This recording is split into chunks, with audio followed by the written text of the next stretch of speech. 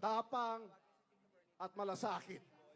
Sabi ko, Mayor, yung tapang bagay sa'yo. Pero ako po, ay Mr. Malasakit. Pero sa totoo lang po, ako po talaga ay nagpapasalamat. Daghang salamat kayo kay Mayor Duterte. Kay noong November 8, 2013,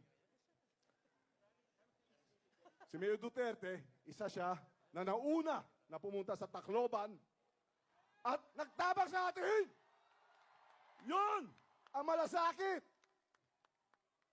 Maraming sinabi, maraming batikos, pero nakita po natin, saksi po ako sa malasakit ni Mayor Duterte. Kaya po, hindi ko talaga matatanggihan o kailangan talaga tumanaw ako ng ulutang na loob sa lahat ng mga Bisaya. Kaya sinama niya lahat.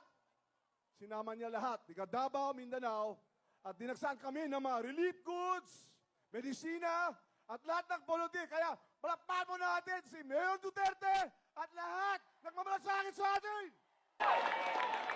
Hindi ako may laban mo speech, pero ako po ang nagpapakilala.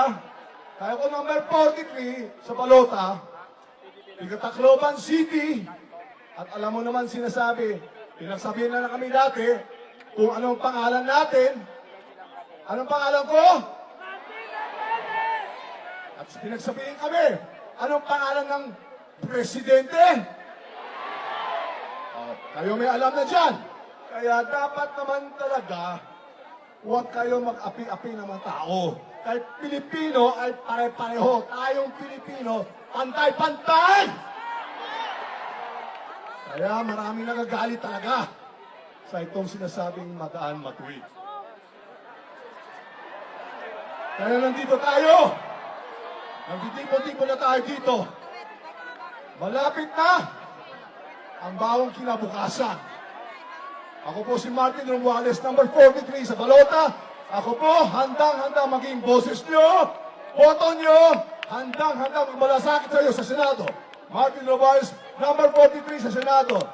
Salamat kayo sa bulig, katabang, mabuhay tayo lahat Pilipino! At mabuhay si Mayor Duterte!